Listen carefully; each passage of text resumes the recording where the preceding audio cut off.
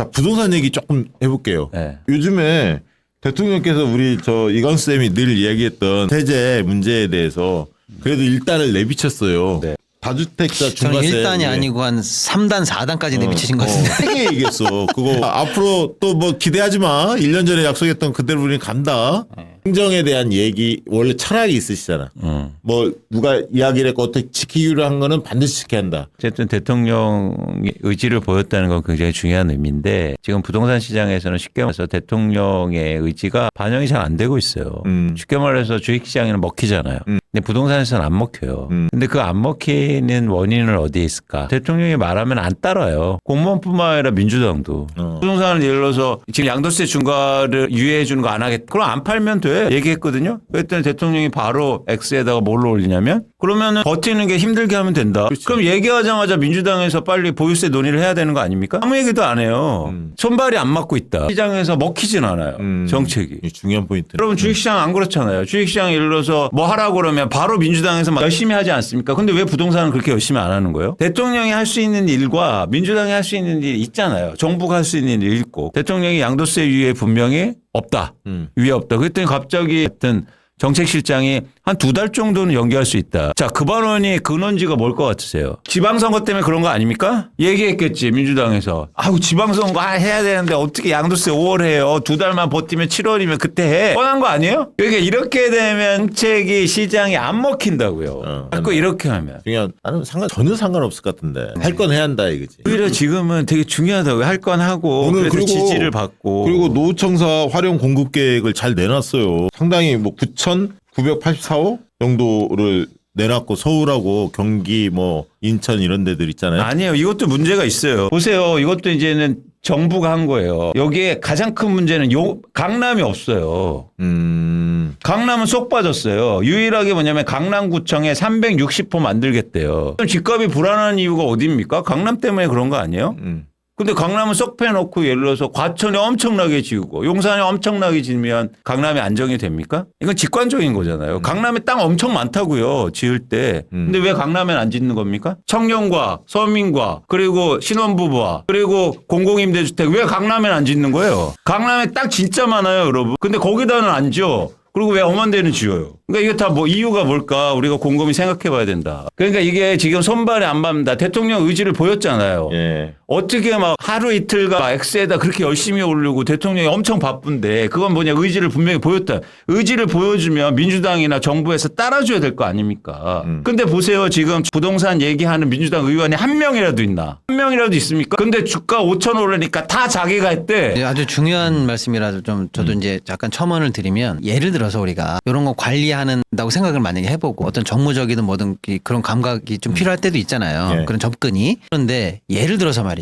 양도세 중과 유예 없음 딱 이렇게 멘트를 해도 사실은 장관이 해도 돼요. 정책시장이 해도 되는데 대통령이 했어요.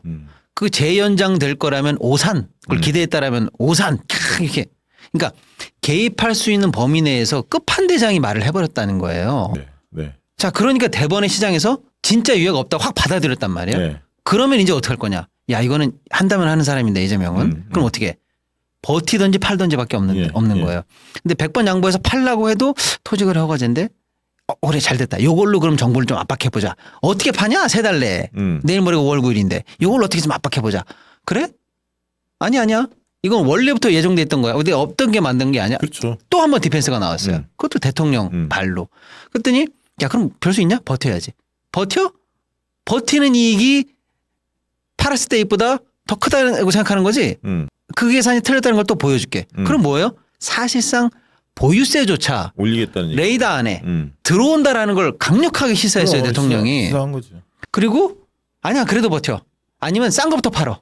나는 저 수도권 밖에 어디 지방에 살지만 서울권 도저히 못 팔어. 싼 거부터 팔아. 그래?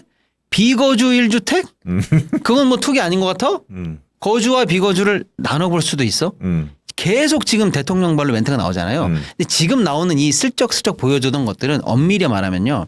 진짜 중요한 것들이에요.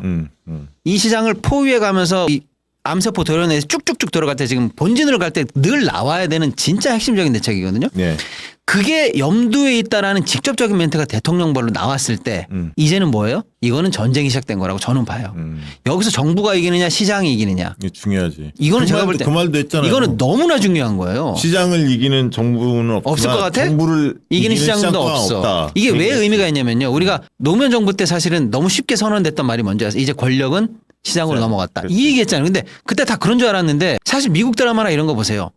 그때부터 나오는 얘기가 정부 이기는 시장이 어디 있어? 이게 서구 오히려 자본주의 시대에서 여기에서는 상식인데 우리가 너무 쉽게 시장을 과대평가해서 넘겨져 버렸거든요. 네. 그 말 틀렸다 우리가 진보 쪽에서 늘 얘기했는데 이제 그런 대통령이 나왔어요. 정부 이기는 시장 없어. 그리고 나는 관리할 수 있는 모든 대책에 대해서 다 알고 있고 준비할 수 있어. 이게 이미 힌트를 줬고 그 전쟁은 시작됐다. 이렇게 대통령이 얘기했단 말이에요. 만약에 이런 대통령이 이렇게까지 정책이 준비되어 있다는 힌트를 줬는데 만약에 여기서 물리거나 지잖아요. 부동산 전쟁은 끝나요. 이제 제가 볼 때는. 그런 측면에서 어쩌면 전면전이 시작됐다는 선전포고가 울린 거 아니야라고 저는 사실 굉장히 무겁게 봤거든요. 이 상황을. 그러니까 이광수 대표님 말씀처럼 그러면 이제 진짜 전쟁을 해야죠.